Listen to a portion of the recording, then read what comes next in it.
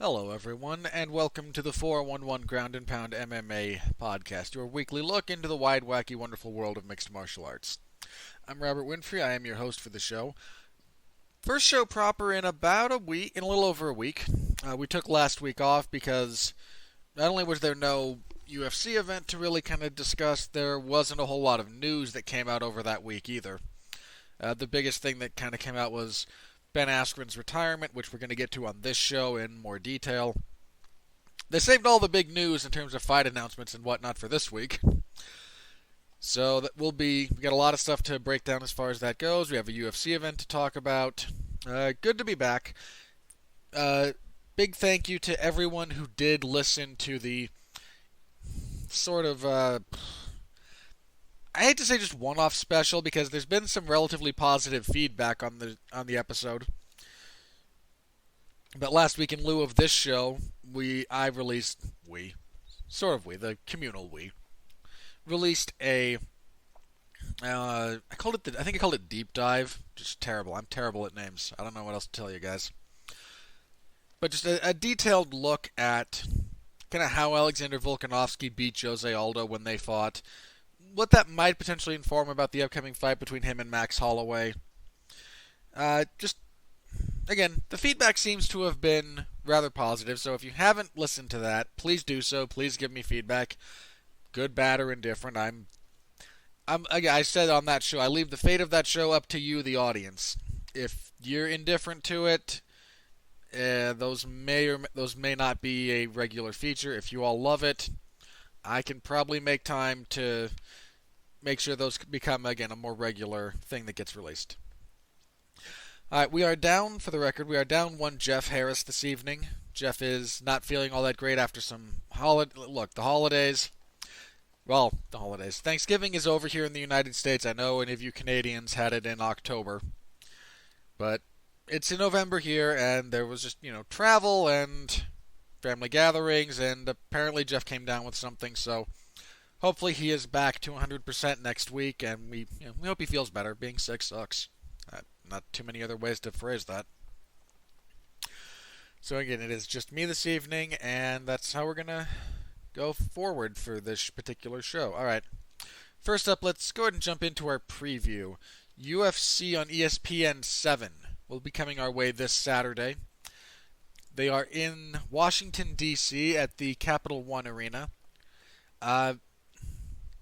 This event has suffered a lot of setbacks. A lot.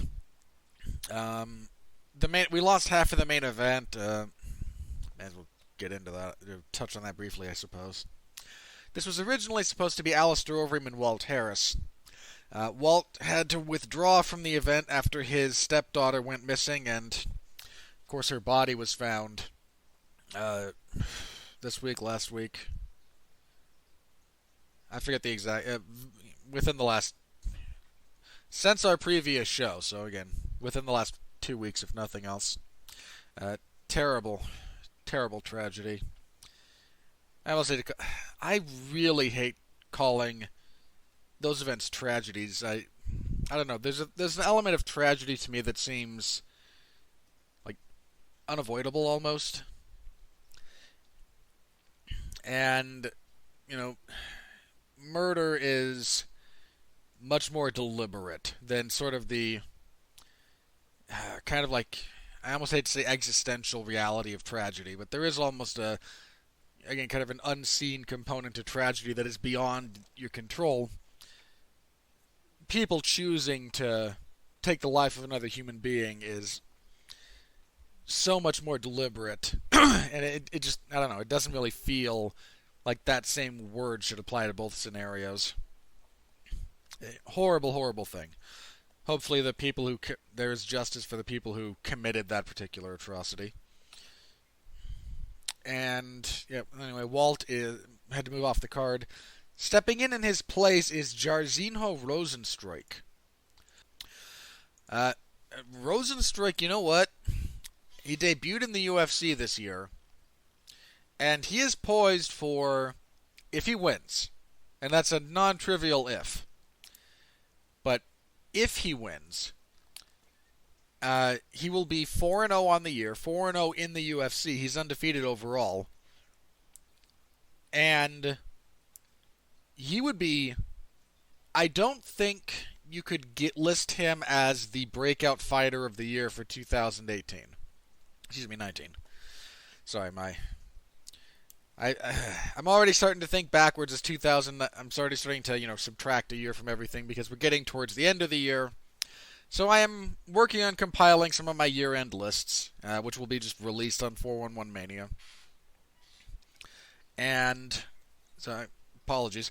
Anyway, I don't think you can give him the breakout spot because that's, at the moment, kind of reserved for one person in particular. But if he goes 4-0 in 2019, he's finished all of his opponents to date. So if he beats Alistair Overeem,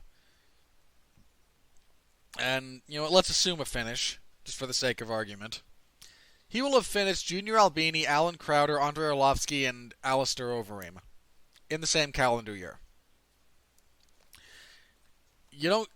Again, I'm not saying, best debut year ever, but that is a darn good year. Now, again, he's still got to get over Alistair Overeem, which is not at all an easy thing to do. Overeem's won his last 2 fights. His only losses recently, he lost the title fight with Stipe, rebounded, beat Mark Hunt, beat Fabricio Verdum, lost to Ngannou, lost to Blades, won his last 2. He's still kind of loosely in the title orbit, but he's also again kind of winding down. And, in all fairness, the man has over 60 MMA fights, to say nothing of his kickboxing record. The man's been fighting for a long time. He debuted professionally in 1999. Jeez, that's a long time ago. I hate thinking that's a long time ago because I was alive in 99, But, God. Long time. And, anyway, so it's a really, really good main event. I don't know where I'm leaning, actually, because, and I say this just because Overeem is... it's so bizarre, because if Overeem respects your striking but isn't afraid of it, he'll fight you like a good kickboxer should. Look at his fight with Mark Hunt. If he is afraid of your striking, he really avoids engaging. And even if he isn't afraid of it, he occasionally has bouts of just bizarre technical decision-making, like the Ngannou fight, where Overeem came into that fight and proceeded to have just the flappiest arms in combination that he throws in a while, and that's kind of what led to Ngannou knocking his head into the third row. If Overeem fights, kind of at what I hate to say is best because there's been so many different variations of Overeem over the years, he poses some very, very real... he asks very, very legitimate questions of Rozenstruik that we have not seen Rozenstruik have to deal with just yet. At the same time, Rozenstruik, good kickboxer, has power, not a small man. Again, this is a tough one because I can very easily see either man winning. I can see this just being too much on the timetable because Rozenstruik fought not that long ago. Yeah, he fought November 2nd when the Arlovsky fight was the 2nd of November. So a little over a month ago. So again, it could just be too much too soon. But at the same time, Overeem is, a little chinny and prone to bizarre decision-making. It's a really, really tough fight to kind of predict as far as that goes. I think I'm going to lean towards Rozenstruik. But, again, tough fight to predict. Alright, our co-main event, and this is where we, so many fights on this card have been shifted around. This was supposed to be Cynthia Calvillo and Claudia Gadelha. Gadelha broke her finger and torn ligament, some kind of hand injury, and has been replaced by Marina Rodriguez. Marina Rodriguez is not nearly the caliber of proven competitor that Gadelha is. Gadelha has fought at a very high level, in fact, the championship level. In fairness to Rodriguez, she is undefeated. She fought to a draw in her UFC debut, beat Jessica Aguilar, beat Tisha Torres. So she is not a can brought in. But this is a big step up for Rodriguez. Now, Calvillo, whose only blemish on her record was that just really, really bizarre fight with Carla Esparza, where she clearly won the first round and then proceeded to do everything that she shouldn't do in the next two. But has rebounded since, winning 2 fights in a row. I'm going to lean towards Calvillo, but again, Rodriguez is not exactly a scrub. She's a legitimate fighter. I'm kind of sad we didn't get the Gadelha fight, because Calvillo and Gadelha is a very intriguing matchup in many respects. Again, I'm going to pick Calvillo here, but just because Rodriguez doesn't have the name value doesn't mean she's not a very good fighter. She might surprise people. Alright, we have another... Okay, some of these fights, I'm going to double check the order, because again, some of these have been switched around at the last little bit, so so the order might be still somewhat in flux. Alright, next up, we have a heavyweight fight between Stefan Struve, who's coming out of retirement for reasons that are unclear. He just scored a win over Marcos Rogerio de Lima in the second round after getting... he got smacked around in that first round, man. Again, after that fight, he took a bit of a hiatus, but he seems to want to continue fighting again, so he's here fighting Ben Rothwell. Rothwell, who just returned from a drug suspension, lost a really uninspired fight against Andrei Arlovsky. Oh, no, sorry, the Ivanov fight was his return from suspension. He just lost his last 3 in a row. I'm actually going to pick Rothwell here. I can't pick Stefan Struve, man. I can't do it. He's too hittable. He's got the same... If you listen to this show years and years ago, we were complaining about the things Stefan Struve needed to fix in his game. There's still the same number of problems. Not just the same number, but the same problems. Can't do it, can't pick him. Going with Rothwell. Alright, we have a women's bantamweight fight between Aspen Ladd and Yana Kunitskaya. Not a bad fight. Ladd trying to rebound from her first loss when she got floored. She got floored by Jermaine Durandamy. But Yana Kunitskaya's, she's not bad. She's won her last 2 fights. I imagine Ladd will win this fight. Again, Yana Kunitskaya is... I don't know. I mean, again, she's certainly capable in many respects, but this is going to be a significantly telling fight, I think, about Aspen Ladd. Whether or not she can kind of bounce back from the loss to Jermaine Durandamy. And if she's not all the way there, mentally and whatnot, then Kunitskaya has the ability to give her problems. So, again, picking Ladd, but wouldn't be... I'd say wouldn't be shocked.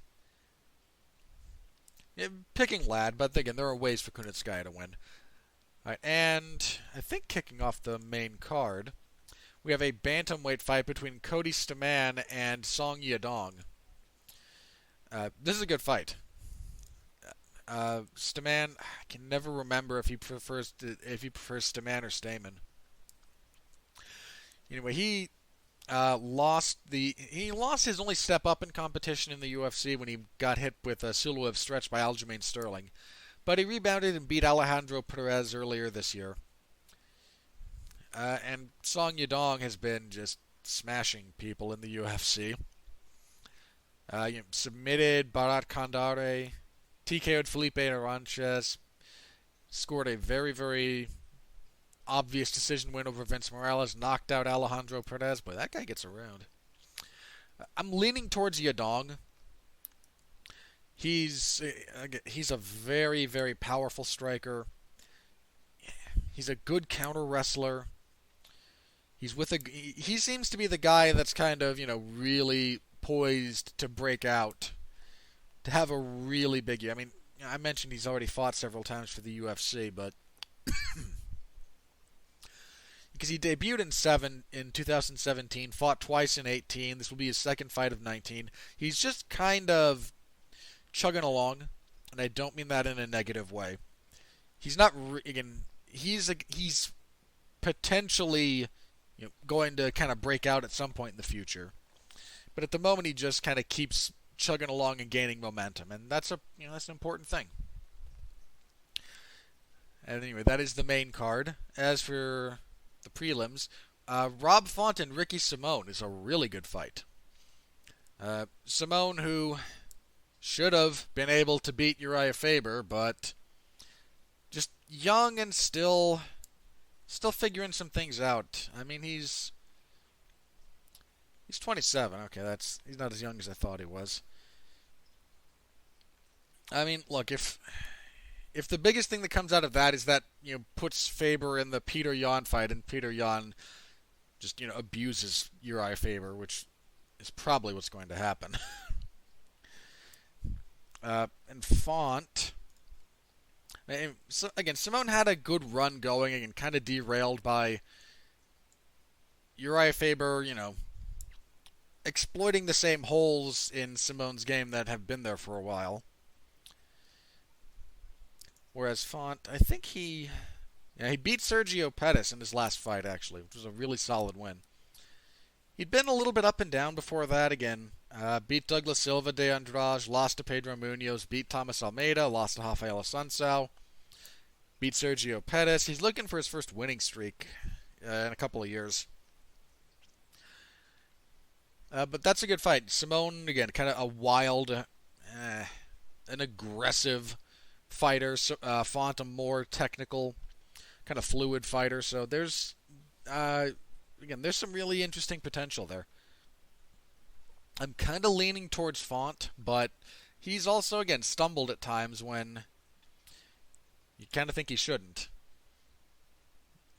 Alright, next up is a welterweight fight between Thiago Alves and Tim Means. Why is Thiago Alves still fighting in the UFC?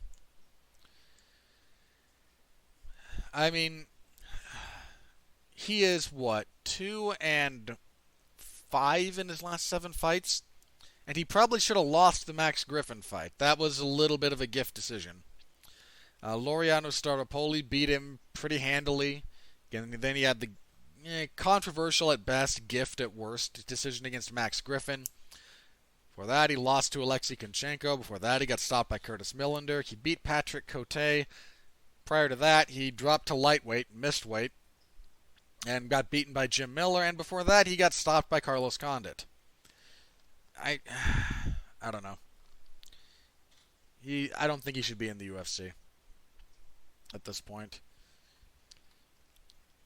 And Tim Means, that said, Tim Means is a winnable fight for him. Means isn't exactly on the best streak himself.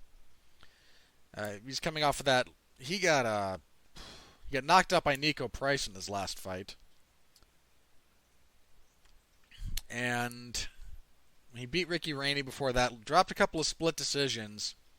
The Bilal Muhammad one, I felt pretty sure that he lost. The Moraes one was a little bit dicier. But Tim Means is a tall, lanky fighter, good in the clinch with elbows, kind of good at making fights ugly. Alves, the book's pretty well written on Alves at this point.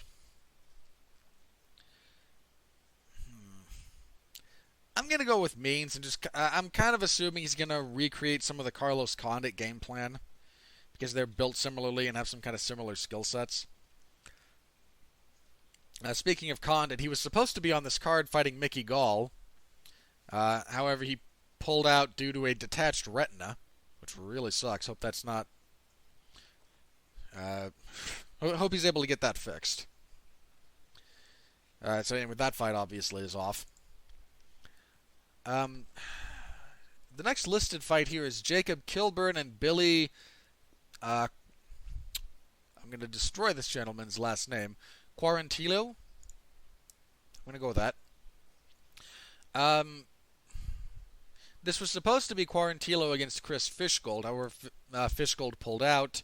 Now it's this one. They're both making their debuts. I think Quarantillo came off of the Contender Series. Yeah. He's on a 5-fight winning streak? Yeah. And Kilburn has one appearance on the Contender Series where he lost to Bobby Moffett. That said, he is 5-1 in his last 6, so not a fight anyone's going to get excited about on paper, but I don't know, there might be something there. I'm going to go with Quarantillo, but again, with as many unknowns as there are around both guys, who knows? Bryce Mitchell will fight Matt Sales.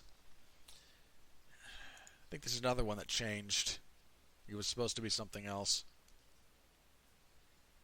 No? Not really. Huh. Okay. Anyway, Bryce Mitchell can finally come out to wearing camo, apparently, because I think Reebok had made some for him. He's 2-0 in the UFC. Neither have been especially great performances. I know that the crowd seemed to kind of get behind him on a couple of them. I thought he won the Tyler Diamond fight, which he did, and he won a majority decision. The Moffett fight, I don't have any problem scoring the fight for him. It was more that there were a couple of just bad decisions, some from him, some from Moffett, and I haven't really kind of seen it. And Matt Sales has gone 1-1 in the UFC. Beat Kyle Nelson in his last fight. Jeez, he debuted against Shayman Moraes. That's a tough ask. Moraes isn't. Shayman Moraes may not be, like top 5 in the world, but he's a tough out. I'd probably go with Mitchell, but again, Sales could absolutely pull the upset there. Let's see. We have Matt Wyman. Why is Matt Wyman fighting again? Oh, God. He came back from, his extended retirement / layoff. I mean, 4.5 years? He was off almost 5 and just kind of got abused by Luis Pena for 3 rounds. I mean, that was ugly at times. Anyway, he's fighting Joe Solecki. They're really trying to give Matt Wyman one more win, aren't they? Solecki, coming off of the Contender Series, won his last 3 fights. And I'm going to pick Solecki.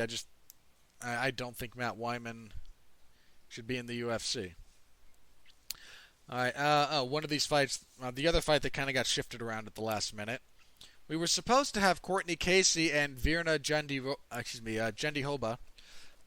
However, Casey pulled out and was supposed to, and her original replacement was Livia Renata Souza. Souza pulled out, and now we have Mallory Martin against Jandiroba. I think she's Brazilian, so it would be Hoba. Anyway. Martin, 6-2 overall. Done a lot of fighting in Invicta. Has a win on the Contender Series. And Jandiroba, she fought in the UFC. Just the once, I think, and that was her... Yeah, she lost to Carlos Esparza. Go with Jandiroba, but... when you get to, people at this level of unknowns, I can't really recall a Mallory Martin fight. So, who knows? She might have answers for everything that Jandiroba does. And kicking everything off, Trevor Smith was supposed to fight Alonzo Menefield. Menefield got pulled for whatever reason, we don't know. And Menefield was replaced by Makhmud Muradov. Muradov, again, I believe the first Uzbeki fighter in the UFC, on a really long winning streak. I mean, really long. 2, 3, 4, 5, 6, 7, 8, 9, 10. Yeah, on a 12-fight winning streak. Had a good showing in his UFC debut when he beat Alessio Di Chirico. Smith, a much more wrestling forward fighter. Not an easy fight. I'm actually going to go with Muradov. Again, I don't have anything against Trevor Smith, but I don't know. I think he may have peaked already. He's been really up and down in the UFC. His UFC record might be is around the 500 mark. Jeez. Yeah, so he might have a losing record. He has 5 wins and 1, 2, 3, 4. Yeah, and 6 losses. I'm gonna go with Muradov, but again, if Muradov's not ready for as much wrestling as Trevor Smith is going to force, as much cage fighting and that kind of pace, Smith can absolutely win this fight. That's a very, very winnable fight for him if Muradov is not prepared. Alright, that is the event as it currently stands. And as many fights as have had to be shifted around, hopefully we've seen all that we're going to see for this card. This Saturday I will have coverage in the MMA Zone of 411mania.com, so please stop by, say hello. If you haven't reached out to give me your thoughts on the other podcast I did on Volkanovski, you can always stop by the comment section of an event I am covering and leave your thoughts there. I do try to be active in the comment section. I stop by between fights whenever I get bored, whenever there's a long... which, over the course of an entire UFC broadcast, is not at all uncommon for me to stop by, interact with you guys a little bit, so feel free to do so there, I guess. Alrighty. Yeah, that's it for that event. Not a bad card on paper. There's some good... Again, the main event, not a bad heavyweight fight. Yadong and Stamen, good fight. Font and Simone's a good fight. It's a solid card, actually, on paper. Nothing too crazy, nothing too out of the ordinary, but I can very easily see the potential for this particular event. Alright, moving on. A lot of fights announced over the last week. Let's start with the big one. The UFC announced that Tony Ferguson and UFC lightweight champion Khabib Nurmagomedov have signed for a bout in April. This would be the event that is to be held at the Barclays Center in Brooklyn, the borough of New York City. This is the 5th time we have officially signed this fight. And you know what? I'm not going to talk about this fight again. Not because I don't want to see it. This has been... I've said this for a couple of years at this point. I think this is the best fight you can make in the entirety of MMA.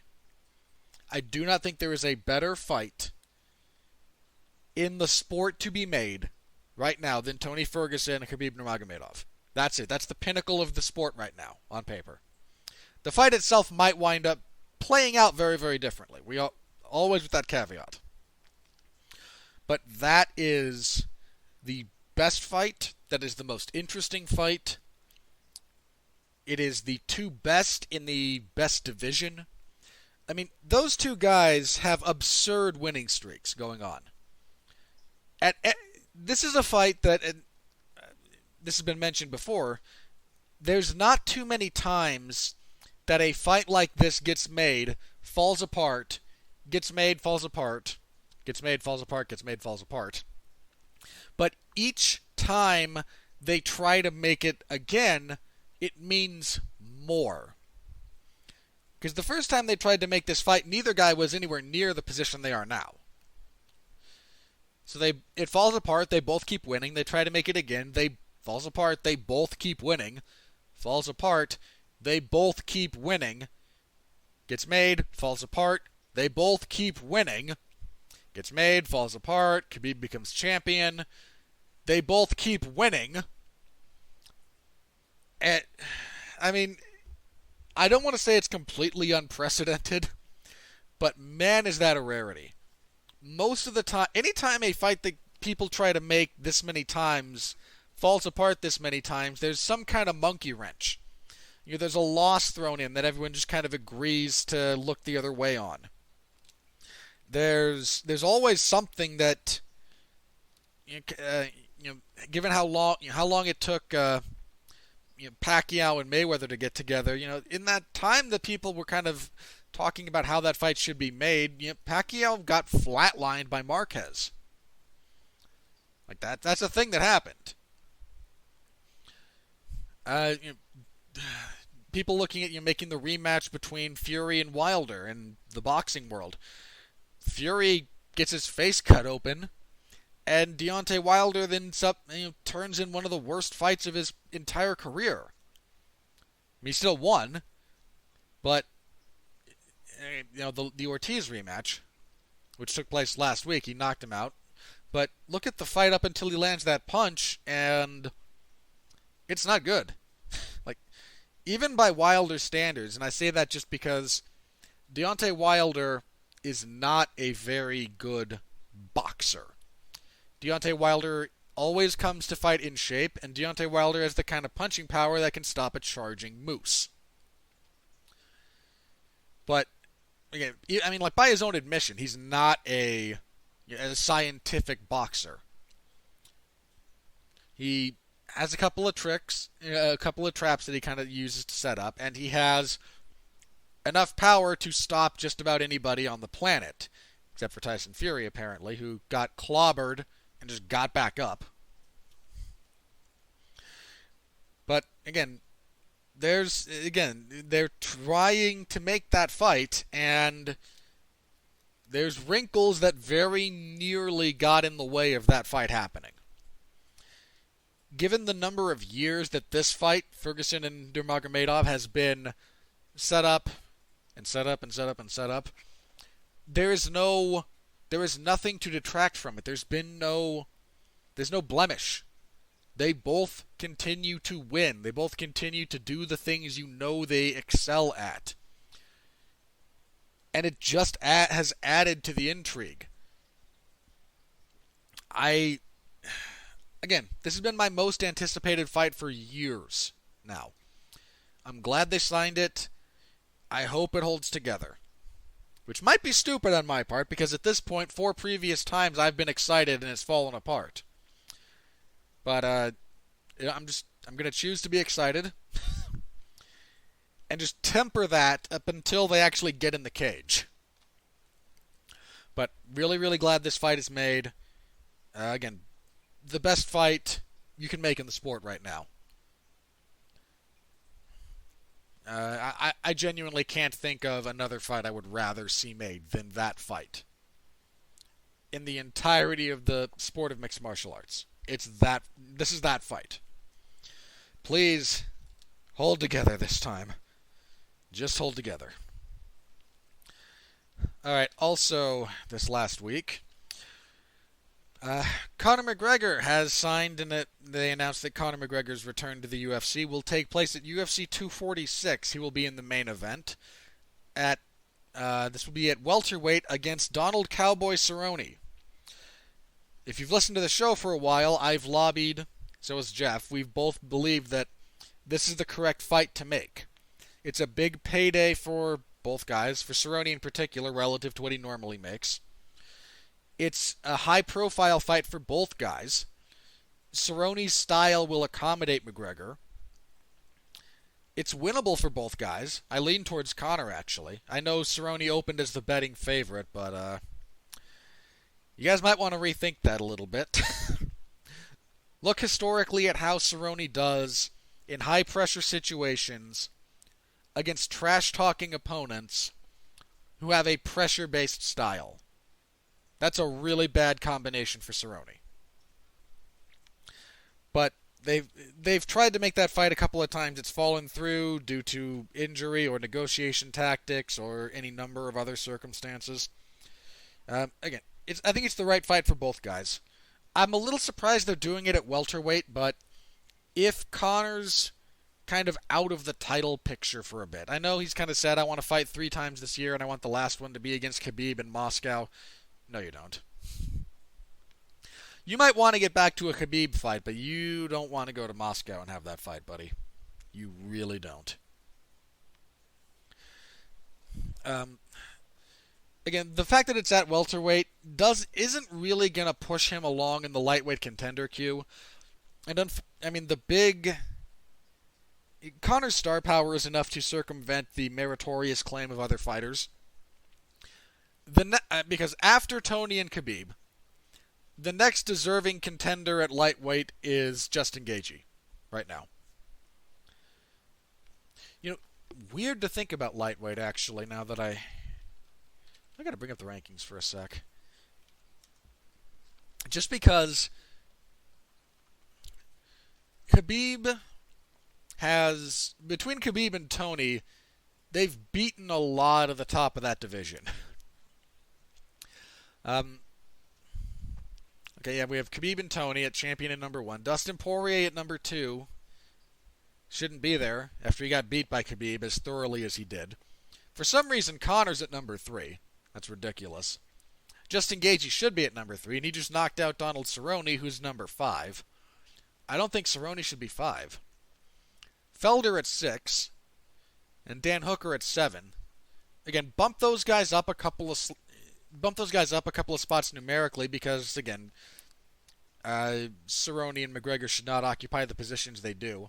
You could even argue Poirier shouldn't be in the specific position he's in. But, I mean, I'm not arguing, Poirier being an elite level lightweight. He very, very clearly is. But if we're talking about the contendership queue, he shouldn't be that high. So, I think Gaethje should be the next guy after Tony. But, and this is a fair point that's been made a few different times around the MMA circles. If Tony wins, unless it is completely emphatic, they're going to do that rematch. And in all fairness, I'm okay with that. Even if it is somewhat emphatic, they might try to do the rematch. But Gaethje should be next. And now, again, Conor beating Cerrone, but doing it at welterweight. Again, I don't think it should move him that far ahead in the lightweight contender queue. But you have, we'll get into this a little bit later, actually. Felder and Hooker have signed. Kevin Lee just came back. Iaquinta has peaked and is now falling. It's an odd division. Lightweight's an odd division because it is insanely stacked.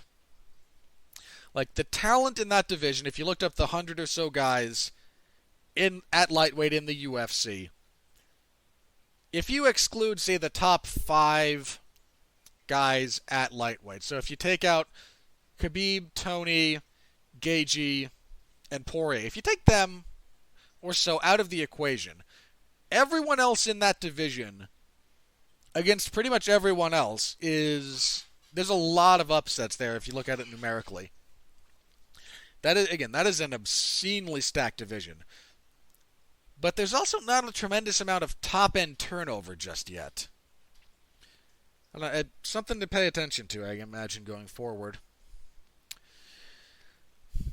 But anyway, Gaethje should be next. But if McGregor beats Cerrone at welterweight, I still think he needs to win a fight at lightweight before you could put him in the title picture. And I mean, we saw Conor and Khabib fight. It was lopsided. The rematch would be lopsided. Conor and Tony. I mean, is there anybody outside of the cult of Conor who's going to pick Conor to beat Tony Ferguson? I mean, let me be clear. That doesn't mean Conor is incapable of winning that fight. But if that fight goes longer than 3 minutes, I mean, what are you going to do at that point if you're Conor? If you don't walk Tony onto something in those first 3 minutes, his pace is going to murder you. And Tony's got a chin on him, man. I mean, he's been dropped several times. Like, Anthony Pettis hit him so hard he broke his own hand and clobbered him to the ground. Lando Venata kicked him in the face. Like, that man has been hit very hard, and he has never been really put out. So, honestly, I find Gaethje versus either of them more compelling than McGregor versus either of them. But I do not represent the largest portion of the MMA fan base on that particular issue, and I am aware of that fact. But you're listening to this show, so I get to talk about my perspective on things. All right. Also of note, relating to McGregor, this fight was announced round about the same time it became public that there is a second separate allegation of sexual assault against Conor that is being investigated. Again, this is not the same one that he's already, to the best of my knowledge, he's still being investigated. Now, I said this before, I am not a fanboy of McGregor. I've pissed off the cult of Conor several times. That said, while I may not be a fan of Conor, I am a fan of due process. And if he is guilty of these things, I think he should be in jail or worse. I have an incredibly dim view of sexual assault. It is one of the worst things one human being can do to another. And so, but again, I'm also going to kind of err on the side of let the investigative personnel do their job. I'm not going to inject the level of paranoia that they're all being bought off and that Conor's, doing all these terrible things and just throwing money at the problem. I'm not going to say that. I'm certainly not naive enough to believe that never happens. But while Conor has a fair amount of money, if you look at the people who can do that and get away with it, it's not just money, it's influence. And a lot of it is low visibility. It's kind of that weird confluence of money, influence, and low public profile. Conor has a lot of money, but he has a very, very high public profile, which provides a lot of scrutiny if you're investigating him and kind of removes some of the it removes some of the shadows that a lot of those kind of deals operate in. Again, if he's guilty of these, I hope he rots in jail. If he's not, I hope they find whoever committed the crimes in question. If there were no crimes, I hope the people falsely accusing him suffer the appropriate consequences. And again, I'm not saying which of those things is happening, because I don't know. I have nowhere near enough information to comment on those in any kind of capacity like that, other than to state my generalized hope for how the world works and how I want it to work, and that's what I'm trying to project out at this point, if nothing else. But not a lot of people talking about that second allegation being levied against him. It's an important note. This is a second separate one, and it's serious enough that they're taking the accusation seriously enough to investigate. So,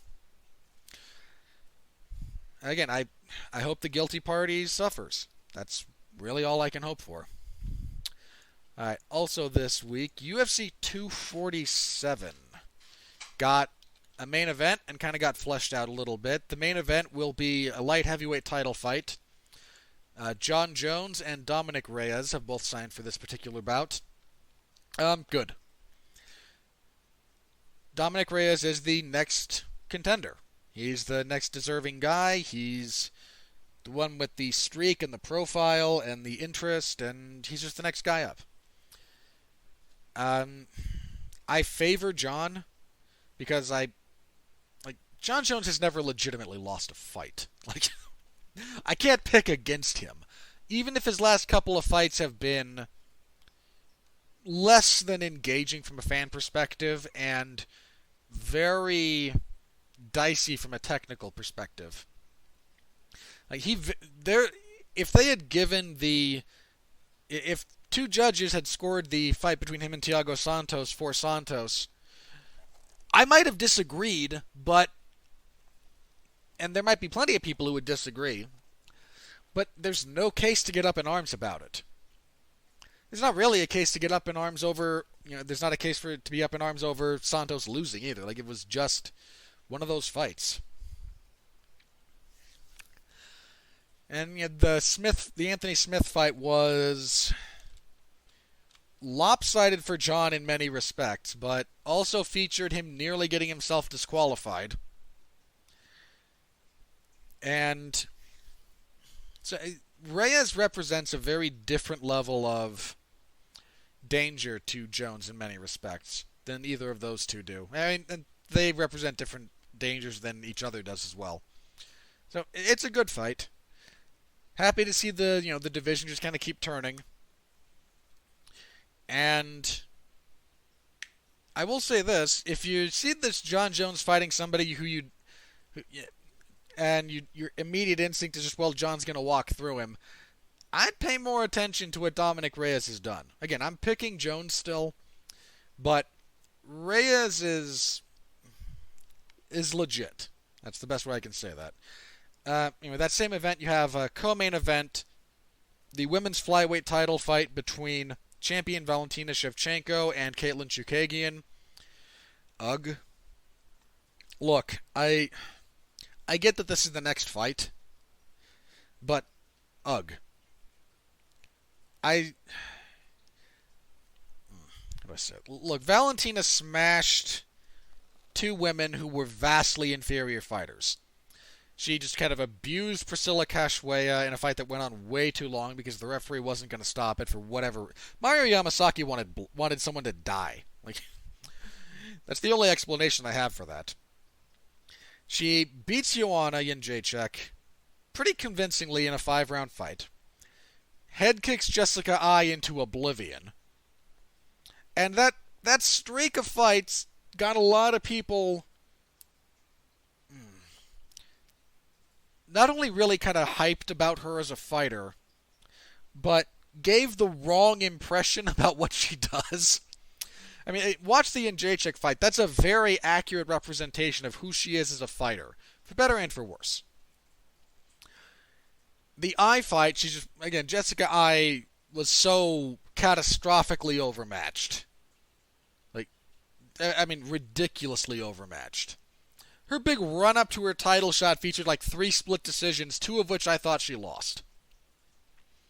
And she gets in there with Valentina and gets blown out of the water. In fairness, beautiful head kick by Shevchenko.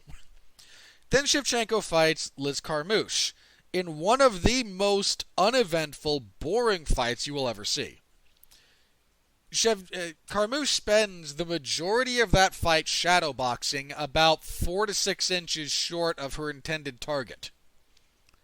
And Shevchenko is happy to let her waste her energy, land a few counters, get a takedown, and clearly win every round. I took issue with the scoring of one of those rounds because Shevchenko should have had it 10-8.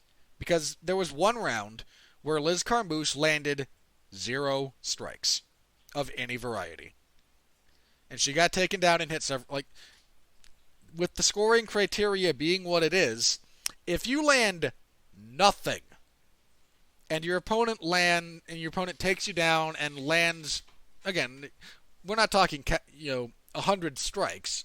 But Shevchenko took her down, controlled her, and landed several relevant strikes. If you do literally nothing within the scoring criteria for a full 5 minutes, I'm sorry, that should be a 10-8. But again, very, very dull fight. Now, the reason I bring that fight up is Caitlin Chookagian's general fighting style is to shadow box about 3 inches away from her opponent, just falling short with almost everything and ki-eyeing. If you want to know what that fight's going to look like, it's going to look more like the Carmouche fight than the Eye fight. Unless Chookagian just ramps up her aggression, in which case she's going to run into stuff, which is what Valentina wants you to do to begin with. Anyway. So, decent co-main event to kind of, because if Chookagian fights stupid and sloppy and gets finished, then hey, it's a nice addition to the card. If it's what I think a lot of us fear it will be, then hey, we've at least still got John Jones and Dominic Reyes to look forward to. Okay, next up. The UFC is back in Auckland, New Zealand, and they have a main event for that particular card. New Zealand native Dan Hooker will fight Paul Felder. This is a great fight. Hooker actually a while ago called out Felder when Felder was doing a post-fight interview with him. And he was very respectful about it. He just said, you know, I've been looking to fight up. I've been looking to find a ranked opponent, and I know you don't have a fight lined up yet, and if you're amenable, I would love to fight you. And Felder said he was amenable. It just, for whatever reason, it didn't come together at that point in time. It is coming together now. For a main event, for, you know, I mean, that's like the number 6 and number 7 lightweight in the world right now, I think officially. And they probably should be higher. And that is your main event for a New Zealand card. That's a really good main event. I actually like Hooker in that fight. Paul Felder's a good fighter. But he also seems to make... How do I say this? There are certain fights that he makes more difficult on himself than they need to be. And he also doesn't fight the kind of fight that has given Hooker trouble. Again, I like Hooker in that fight, but that's a really good fight. So, good main event for that card. Hopefully, curious how the rest of it will shape up, but Hooker and Felder is... I mean, the rest of that fight card might be meh, but if I've got that to look forward to, I'll sit through a lot of crap. I know I'm setting myself up for a crappy card, and I admit that, but I don't care. It's a good fight. I don't know what else to say about it. Alright, news from a couple of weeks ago. Ben Askren announced his retirement from MMA. This was in the wake of his loss to Damian Maia. And also mentioned that he, one of the things that kind of got him to the point of retirement was he got an MRI, and apparently he's needed a hip replacement for a while. Ben Askren is in his 30s. There must have been some injury that went just undiagnosed for a long time, because even in wrestling circles, where there's a lot of injuries and a lot of stuff like that, needing a full-on hip replacement before you're 40. That's a rarity.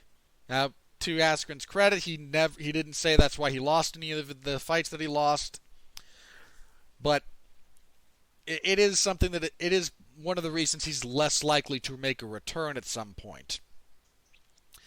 Askren, it sucks that he came into the UFC under the circumstances that he did. By which I mean he came into the UFC past his prime, his physical prime. And after being out of competition for a couple of years. Those were the conditions when he debuted, and he debuted against Robbie freaking Lawler. And won. Controversially, sure, but he won. And he's just I don't know, I mean, he's so hard to kind of categorize because he made a lot of money fighting and won, but he was not facing the cream of the crop. It's a shame that he didn't get into the UFC in the prime of his career, in his physical prime.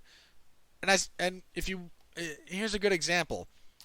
Somebody else who was a champion in another organization came into the UFC and promptly went 1-2, winning their first fight and losing their next two? Justin Gaethje. Gaethje was undefeated, came into the UFC, former champion in the World Series of Fighting / PFL. Debut fight, his fight with Michael Johnson's wild, and Askren versus Lawler was wild. Gaethje wins. Goes on to lose his next two high-profile fights. I mean, he lost to Eddie Alvarez in a great fight, but loses, high-profile. Next fight's Dustin Poirier, main event fight. Again, has a good showing, loses, gets stopped in, I think, the fourth round, and is able to rebound. In no small part because Justin Gaethje is younger and has the athletic ability and the coaching ability to refine and retool elements of his style. And look what he did since. Went on a good run. Is now taking Tony. If you take Tony out of the contender pool because he is currently signed to fight the champion, Gaethje should be the next guy up. And for a guy who started, again, 1-2, he was able to turn it around. Ben Askren, undefeated, comes into the UFC. High-profile first fight, wins. Loses next fight, loses next two, and retires. And this is not to say he is somehow a lesser fighter than Justin Gaethje.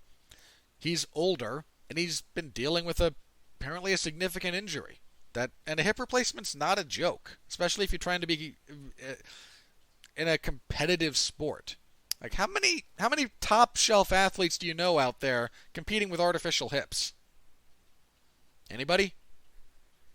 I mean, I know there's a few professional wrestlers that do, but if you ask me, name one professional sporting athlete who's actively competing with after hip replacement surgery. I can't. I'm not saying there's nobody. There might be some people out there, but I can't think of any. So, again, it sucks we didn't get the best of Askren, but what we did get was pretty darn good. Again, the fight with Lawler, wild fight. He unintentionally was the springboard for Jorge Masvidal to reach the level of stardom that he currently has. And, his fight with Damian Maia was really fun. When they were on the feet striking, it was kind of your typical, sloppy barroom kind of... I mean, the jokes about K1 Damian Maia. But on the feet, they threw down to the extent that they were able, and they had some really fun grappling exchanges between the two of them. For a guy who only had 3 fights in the UFC, Askren kind of made as much of it as he was going to. And I'm glad we got him in the UFC. If he had never fought in the biggest promotion, it would have been not quite as big of a loss as Fedor never fighting in the UFC, but it would have been a pretty big deal and a pretty big loss, all things considered. So I wish Askren the best going forward. I don't have any hard feelings towards the guy for any reason. But again, that came out. All right, let's see what else. A couple of quick things here. Kyoji Horiguchi had to vacate the Bellator Bantamweight Championship over the last week. He suffered a knee injury and just wouldn't be able to defend it in a realistic time frame. This really sucks for Horiguchi. Horiguchi had, I think it was in both 2017 and 2018, he had big years. I mean, he was one of the forgotten fighters of 17, but in 2017 he went 5-0. That included winning the Ryzen Grand Prix at the Bantamweight Grand Prix. In 18, he knocks out Ian McCall, beats someone who I've never heard of before, submits Darian Caldwell in a fairly significant upset for the first Ryzen Bantamweight Championship, knocks out Ben Wynn, goes to Bellator, and beats Caldwell again for the Bellator. That was the last two were 19. The Wynn and Caldwell fights were this year. I mean, that, because all of it's taking place in Japan and Bellator, which, I mean, I pay more attention to Japan than I do to Bellator. He was flying under a lot of radars, but he was a champion of two different promotions. I mean, realistically 10 pounds heavier than he should be competing. And then the last half of 2019 has been brutal to him. He fought Kai Asakura and got knocked out in the first round. And I will credit Grabaka Hitman for kind of cueing the world into the Asakura brothers, who are kind of the Japanese equivalent of the Diaz brothers. But he has that fight, loses, was expected to defend that was a non-title fight, actually, was expected to put the belt on the line against Asakura in a rematch. Unfortunately, the knee injury again, he suffers the knee injury. He has to drop both the Ryzen title and the Bellator title.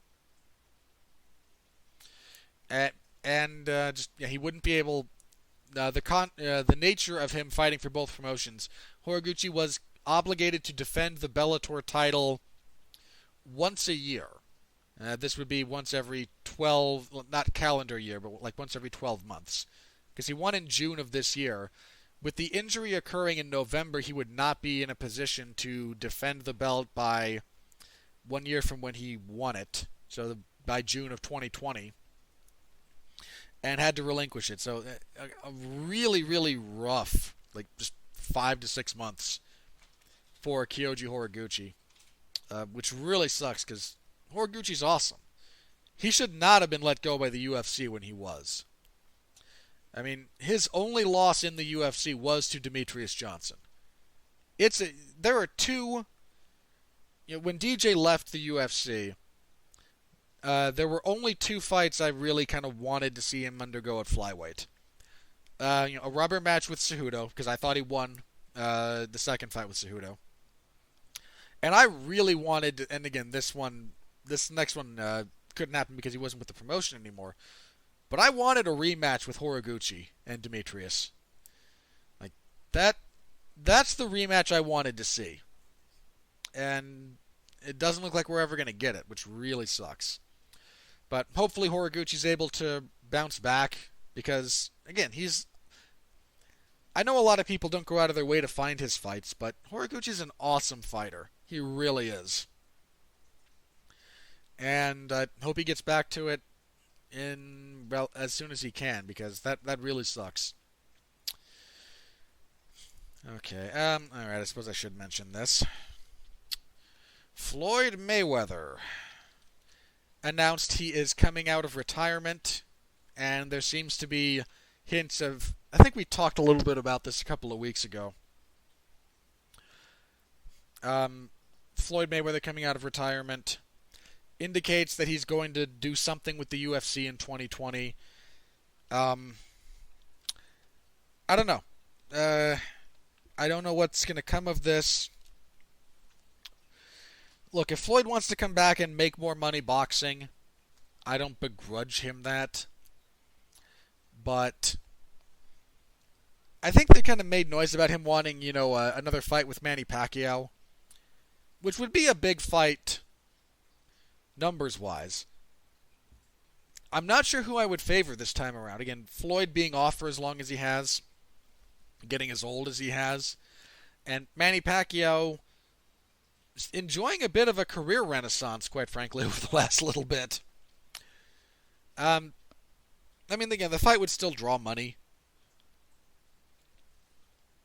There's a bunch of, UFC guys who said, "Hey, I'd love to box."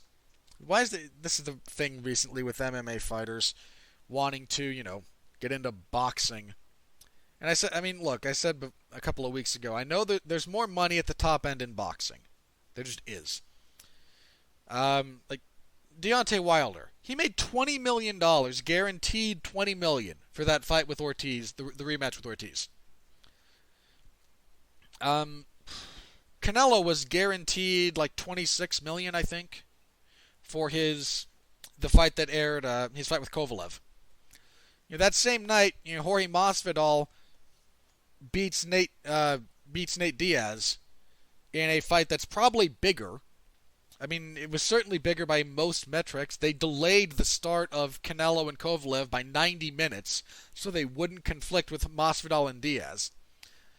Jorge Masvidal made $500,000, which is a lot of money. Like, I am not saying that's chump change. But for that fight, with that hype, at that position, biggest event of the year, he makes $500,000. Canelo makes $26 million. There is more money in boxing. The reality is, most fighters know this, and if they could box at the highest level, they would be boxing rather than fighting for the UFC. Thankfully, most of the world seems to have caught on a little bit to this con job. Canelo's no, I'm not gonna fight Masvidal. There's no point. Again, Rampage I think it was Rampage who said he'd like to box Deontay Wilder. Like, shut up. Tyson Fury made some waves over the last couple of weeks. Some videos of him training with Darren Till. Tyson Fury is never going to fight in the UFC. All right, can we stop with this, please? You know how much money Tyson Fury makes boxing? You know how much money the UFC would pay him? The UFC would not give him what he is worth to the boxing. Say he makes, $20 million to fight, which doesn't seem out of order. I'd have to double check his purses for the last few fights, but $1 million plus. There's no way the UFC is going to match what he makes in a boxing ring. They're just not going to do it. It's not that they are incapable, but they're not going to set that precedent. They're not going to give him $5 million to fight in an MMA cage, while the actual best MMA fighters in the world get a fraction of that. They're just not going to do it. It's one of the interesting things about the whole Zuffa boxing deal, because if the UFC actually wants to get into promoting boxing like that and they want to have top boxers, they're going to have to pay them. Again, Deontay Wilder just made $20 million. And that was guaranteed money for him. Canelo gets 20-some-odd million a fight. Anthony Joshua, multiple millions of dollars a fight. Tyson Fury, multiple millions of dollars a fight. I'm not sure what Lomachenko makes, but he makes a lot of money too. Like, the UFC, if they want to do a Zuffa boxing thing, they're going to have to pay boxers, especially top-end boxers, like top-end boxers. And you've got a lot of MMA fighters who are going to look at some of those checks being cashed and go, hey, wait a minute.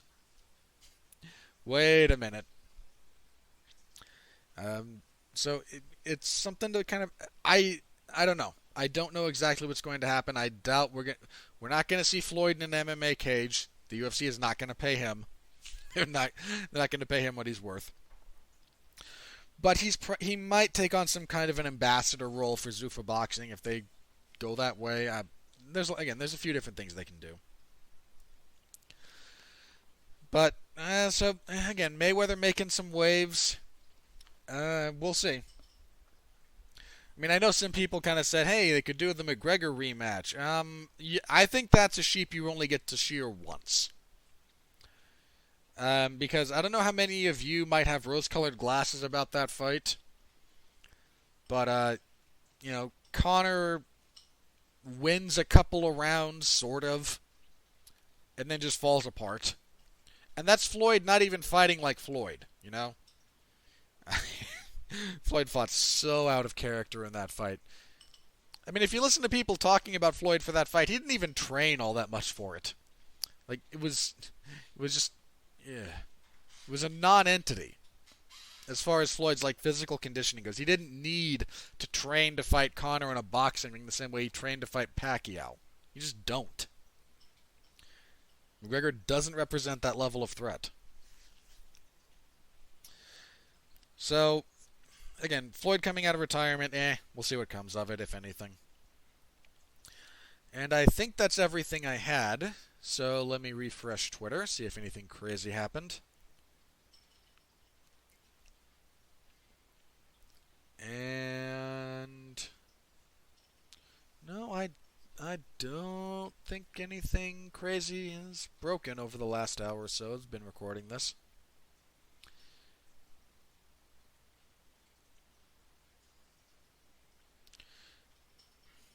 Alright, let me get into my plugs then.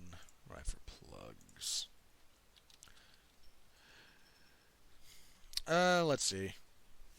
Okay, this coming Tuesday on Damn You Hollywood, Mark Radulich, I believe Alexis Hana, and I will be reviewing Rian Johnson's new movie, Knives Out, which I've heard nothing but good things about thus far. I have not looked at too many reviews. I've not looked at spoilers because normally I don't care about spoilers. Because I tend to think a spoiler will only... they don't ruin the movie-going experience for me more often than not. We're talking, however, about a whodunit style of story. And consequently, the mystery is the driving force behind the narrative. And again, one of those instances that I do think, knowing the story beforehand would detract from the movie-going experience. So I've gone out of my way not to look at a whole lot of stuff, but I am looking forward to the movie. So this Tuesday you can hear our review of that. Should be something. Saturday, the UFC on ESPN card. I think Mark and I will also be doing watch-along alternate commentary for the main card portion of that event. So listen to that after the fact if you're so inclined. You can hear me talk about stuff in real time. To the extent that I'm capable of doing so while doing coverage. I haven't fallen apart doing both of those at the same time just yet, so I'm going to continue doing it on the occasion that it's called for. And be sure to check out all of Jeff's stuff. Again, a lot of movie reviews that came out that he's had come out over the last little bit. And be back here next week when we'll review UFC on ESPN 7, and we'll preview the last pay-per-view card of the year, the big one. UFC 245, 3 title fights, and senior abuse. I'm going to keep making that joke about Peter Yan and Uriah Faber just being senior abuse because it amuses me. Also, the bantamweight debut of Jose Aldo as he fights Marlon Moraes. I mean, in all seriousness, this main card, man. You can't get much better than this main card. Main event, Kamaru Usman and Colby Covington for the welterweight title. Now again, how the fight's going to play out in practice, I'm allowing for the fact that both guys have the possibility of being less than engaging on occasion. But you get a lot of heat on that fight. Co-main event, Max Holloway and Alexander Volkanovski. That is such a good fight. That is an exceptional fight. I have some tape study to do before next week's show. I really want to try and get a handle on that. I am so pumped for that fight. Amanda Nunes versus Jermaine Durandamy, women's bantamweight title fight. Okay, if you're not in love with that fight, fair enough. That said, Jermaine Durandamy poses some legitimate... put it this way. If Amanda Nunes decides she's just going to do nothing but strike with Durandamy, that might go badly for her. If she does what she did the first time they fought, get her to the ground and pound her out there, Nunes is the much more versatile fighter. But if she's kind of fallen in love with her striking game, and not to say she's incapable of winning a straight striking battle with de Randamie, but her odds of winning go down in that scenario. Then you have Moraes and Aldo. Curious how Aldo looks at bantamweight. How Moraes will look after the fight with Cejudo. Great fight. And then Jan and Faber. And if you can't be... I don't know... If you're not excited to watch Peter Yan fight, I don't know what to tell you. The man is awesome. He is just an awesome fighter to watch work. On that big winning streak, undefeated in the UFC, coming off the... this year he's beat John Dodson decisively, beat Jimmy Rivera. Like, the man is just so much fun. That is about as good a main card as you're going to find anywhere. The prelims aren't all that awful either. Jeff Neal and Mike Perry will probably be fun.